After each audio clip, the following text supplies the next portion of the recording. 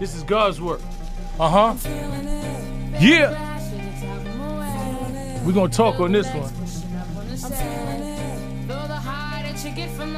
Uh-huh. Yeah. Well, hello, all of you YouTube listeners and beings of a higher intelligence. Well, here we are again at the round table of Rapology, where only wisdom, knowledge, and understanding rules. Today, I have a very special guest with me today, who goes by the name of Lady Jennifer. She has a very unique story to tell us about damage, deliverance, and divine connection. So, without any further ado, I'm gonna get out the way and pass her the mic and let her do her thing. It's your floor, Lady Jennifer. How are you? I'm good. That's good. I'm sorry if I said something wrong. You just laughing and giggling? You ain't that shy. Talk to me. So where you from? Oh, wow. I was raised in Houston, but I am from Trinidad and Tobago. Oh, okay. So you've been here I've been here all your life pretty much? pretty much. Oh, okay. Well, welcome to Rapology. And we're here today talking about damage. Damage that looks like trauma, whether it's emotional, physical, sexual, or what have you. So I know a little bit about your story, a little bit about your walk and your deliverance, but I'm hoping that after you share your story today, there's somebody out there who needs this type of encouragement from you, who can identify what you went through, who may be going through something similar, and can pull on that same sorts of deliverance that you pulled on to get where you're at today. So can you tell me what trauma or damage looked like for you in your life? I don't like to use the word damage, so I want to say trauma. My trauma started at, my mother, she left me with my grandmother, who I thought was my mother at that time, my mother and my father. So they had me from the time I was like 3 months old up until like I was 4. And then when my mother came into my life, I didn't know that was my mother. So my trauma started, the trauma started at 4, when I was ripped from my mother, who was my grandmother's arm, thinking that was my mother. When I had to leave her to come to the United States because I thought that was my mother. So that was when my first trauma started at 4. Being separated from your parents. Yes. From her and my father. And so that was an emotional trauma because I remember the time I left her and I was like, wait a minute, that's my mama, and just crying. I want my mama. I want my mama. I just remember that. And then coming to the USA, there was another type of trauma that happened to me, which was the sexual abuse, physically, and emotionally. That was another type of trauma that happened to me at an early age. And when you say early age, can you be more specific? 4. Everything happened at 4. Wow. At 4. And how long did it last? Well, I know the sexual abuse and the physical abuse lasted up until I think I was like in the 5th grade, so going on the 6th grade, because I remember going into the foster care system. Yeah, going into the foster care system. So yeah. So did that trauma damage your young adult years, and then roll over into your adolescence years as well? Yeah, because what happened was you had a happy-go-lucky child, okay, and then when the trauma started in my life, then you have a person that shut down. Just what the enemy wanted. He took that happy-go-lucky child and he took that child's voice from that child, right? So that child was still trapped. That child was still trapped, right. Because here I am, at 4, being abused sexually, and then, I'm growing into a 5-year-old girl, 6-year-old girl, 7-year-old girl, 8-year-old girl, 9, 10, but I still had that 4-year-old child trapped in me. Right. And I know I've heard stories of some rape victims who get molested at a young age like that, and they go on to live their young preteen and young adulthood life, looking for, trying to fill that void. Trying to find true love, someone just to accept them for who they are, or just to love them. The way that they wanted to be loved when they was betrayed. Well, for me, yes, I felt like, as I got older, yes, I felt the void. I felt it that I need love, and I was empty in the inside. But as I got older, like preteen and things like that, and of course, I was very sexually active at an early age because I didn't know the word no. I didn't know how to say no, because of what happened to me at an early age. At that early age. Yes. So no was not part of my vocabulary. So as I became a preteen, when older men try to talk to me, I didn't know how to say no. I knew it was wrong, but you had this young girl who let men took advantage of her because she didn't know no better, Right.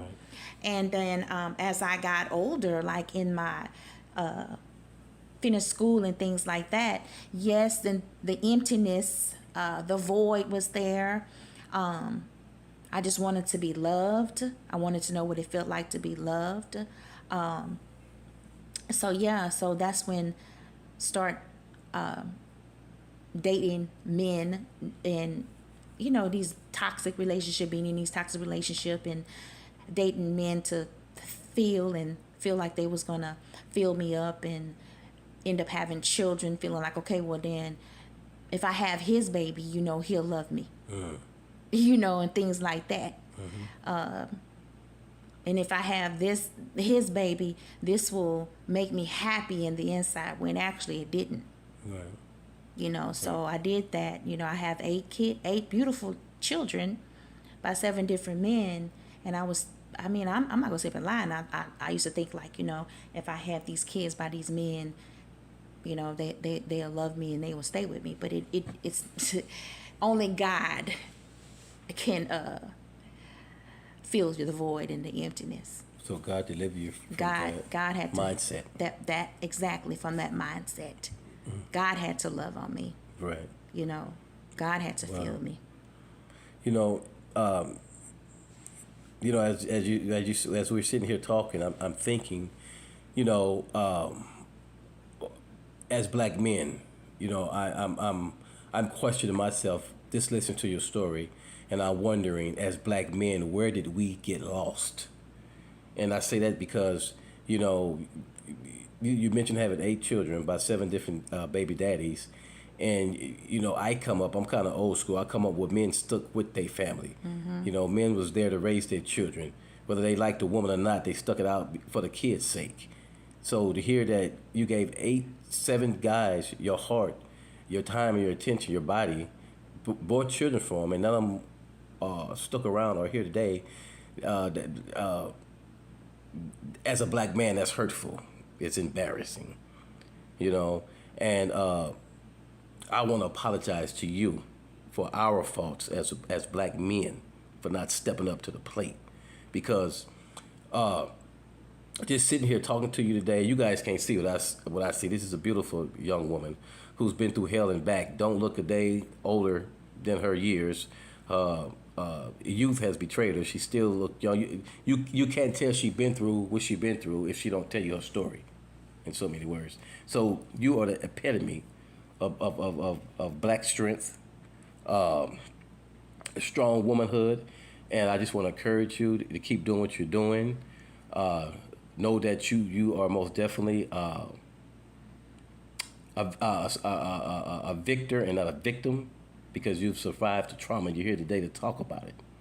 So what would you say was your turning point that delivered you from that mindset, thinking that you just had to be what's the word I'm looking for? I guess defined or loved by men. How did you feel that void? Well, I just remember the last toxic relationship that I was in. I just got to the point to where I was tired. It was like a cycle. It was like I was doing the same thing over and over, meeting the same type of men. You know how they say nothing is new up under the sun, and then they'll say, you'll get the same type of man. You think you're moving on to the next man. You think he's different from the other guy, but it's like they all the same. They all the same. He just look different, right? But they carry the same same spirit. The same spirit, exactly. Yes. It's just that's what it was. And I just got tired. I got tired of fighting. I got tired of, it's like, I know it's more. It's more to life than this. It's more. So I remember just being in my bathroom floor, and I cried out to God, and I cried out and I just asked God, you have to move him out my life. I can't do this no more. You have to get him out my life. I didn't know what I was saying. You know what I'm saying? I didn't. I just knew I was just saying something. Right. But I just needed help. I didn't know if God was going to do it or not. I just needed help. Just crying out to God, and I just told God, I promise, God, I promise. Like I said, I didn't know what I was doing, didn't know what I was saying, but I said, God, I promise, if you just remove him out my life, I promise I won't go back. I promise I won't look back. And then when God did it, man, that was the best thing ever, because I didn't go back. I didn't look back. How long has that been? Well, at that time, my daughter was 3. She was like 3.5 years old, and she's 12 right now. Oh, wow. So, yeah. Good 19 years. Yeah. That's good. Congratulations. That's good. That's good. So, we talk a lot here about positive thoughts, positive thinking, and having the power and ability to cause those things in the spiritual down to manifest in the physical. And it looks like that's exactly what you did. And a lot of people have all of us have the same ability, but a lot of us is more conscious of it than others. Do you find yourself more aware, of the God that's within you today that's able to deliver you, from things of that nature? I'm not quite sure you have, but that's probably what has kept you this far.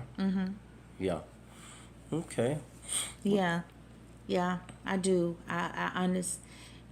What kept me was God, and then just really honestly through that, the first 3 or 4 months of that toxic relation being, God removed him, was praying, staying in my word, and I stand on Jeremiah 29:11 because I knew that there was more to life, that there was more to me, Jennifer. Yes. I knew God had something for me, because I knew that I wasn't just here, to just, I say, suck up air.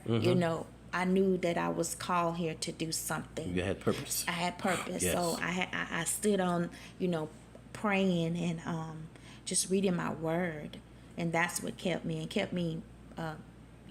this far. Yes. Just staying with God, So if you had anything to tell someone who was currently going through anything similar to what you went through, as far as being delivered and reestablished away from that, what would you tell them? Oh, I would tell like anyone to just wait on God. Just wait, especially women, because when we get a certain age, we start to think, we just start to think in our minds that, we're getting older, nobody gonna want us, or we let the enemy focus our mind on being alone. But when we have to realize is, you have to know for sure that you're not alone, because God's word says that he would never leave you nor forsake you. And then you have to know that you belongs to God. You have to know that, man, you are a precious jewel in God's hand. Yeah. It's like I didn't have a father here. So it's like, to me, I am God I'm his daughter. Yes. I'm his daughter, and it's like that he's not going to hand me over to just anybody. Yes. And that's what kept me. Amen. Knowing that I am his daughter and that I means a lot to him. So to any woman, I would tell her, like, once she get out of that situation or whatever situation, know that God's love her, and she has to wait on him, because she is precious to him, and he will not just give you to anybody. Amen. Because it takes a special kind of man to handle the woman that you are. It takes a special kind of man to handle the woman that I am, that God has created me to be. And that's the same thing with any woman. You have to know that it will take a special kind of man. And God ain't going to bring that man to you, not until you stay in that place with him. Amen. And that man has to find you in that place with God. You know, he has to find you in that place. Good word. Good word. Okay. Well, I hope somebody got something out of that. I hope both men and women were taking notes, because there was a lot said. And there's a lot of truth spoken here, man. And like I said earlier, we just got to tighten up, man, because, we're responsible for the next generation, and at the rate we're going now, statistics is saying this is Generation X, and what I mean by that is that, the kids coming up, man, they don't know, what's going on, which way to go, because us as parents, man, we not taking care of our responsibilities, so we just got to tighten up as a whole, man, and do better by our kids, by ourselves, and by God, Before we close, young lady, is there anything else you'd like to say? Well, I would like to say something. Oh, okay. I hear that you're doing big things. Oh, you heard that? I heard that you have a new business. Yes. So would you like to talk about your business? Well, I sure will. I sure will, yes. So I've recently formed an organization called POPS. POPS is an acronym for Praying for Our Precious Sons. Although I say precious sons, daughters is welcome as well. And POPS is a spiritually based youth program designed to save, support, guide, and empower our troubled youth and our young teens. I'm thinking between the ages of 9, maybe 25. We have services for those young teens and young adults who are just going through it. We go through those adolescent stages. We're trying to figure it out. We're not clicking with our parents. Don't nobody understand. So I know for me, when I was coming up as a youth, I was in and out of the boys' home. And it was always the same guys I saw in and out every time I went. And we all had the same story. No fatherly guidance, no fatherly love, no fatherly support.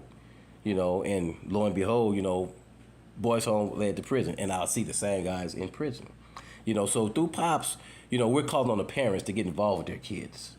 We're telling the parents, that if your kids do better, if you want a place for them where they can come and get counseling, mentorship, explore their talents or what have you, then we're asking the parents to be willing to be prayer warriors along with us. We have a staff, an administration that are spiritually based people who are centered on praying for our kids what's the word I'm looking for? Before anything, So in order to be a member of our organization, you have to be willing to be a prayer warrior. And like I said, our services for the preteens are for the kids. But parents, we got to get out. It's my opinion that we have to get away from going to people and asking people to pray for our children. That's like asking me to go fight your battle. So in POPS, we're saying, not only will we pray for your kids, but we ask you to join us in the battle of praying for your kids. Let's double team this devil. Mm-hmm. So yeah, that's where we're at today. Yes. Oh, okay. So do you think why do you think some of the reasons why people come and say, hey, pray for me, is it because they believe that their prayers might not be answered? Yeah, well, a lot of time life throws us in a situation to where we have nowhere else to turn. And the thing about freedom of choice is that a lot of us are choosing these days to chase that dollar or career or their dreams or what have you instead of chasing God. And we'll take off and leave God behind. So a lot of time we don't feel like we're worthy enough to approach the throne of God and grace by ourselves. Right. So we'll take it to somebody and say, can you pray for me? Yeah. Would you pray for my child or whatever. But my Bible says with two or more are gathered, I'm in the midst. Right. So sometimes some devils are so big you got to double team them. Right. So that's what we're saying. Sure, we'll pray for your children, but you need to join us as well because this is your battle. Yes. Oh, wow. Like Pops that? Pops going to be a great organization. Gotta be willing. Yeah. So can you tell our listening audience, like, how can they get in contact with you? Well, you can either go to our, you can email us at organizationpops2023@gmail.com for a job application or more insight or any programs that we have going on concerning Pops. Or you can always call our business number at 832-429-8223. And one of our secretaries or somebody from administration will answer your call and give you further instructions on what you can do to participate in our program. Wow. Well, that's it. That's it. That's it for today. But I'm just looking forward to see what Pops will do, with the youth in the community because they need something like that, in Right. the community, Right. because it's not a lot of, fathers in Right. the community. So Right. Yes. just happy for your organization. Well, thank you, and I look to see you after the show, come aboard and help us move forward in this thing called Pops. How's that, young lady? Great. All right. See y'all later. We out. Peace. Take it from the line. If you feel it, raise your hell in the sky. Feel the glass, should you top them away? Feel the legs pushing up on the stage. Feel the high that you get from the line. If you feel it, raise your hell in the sky.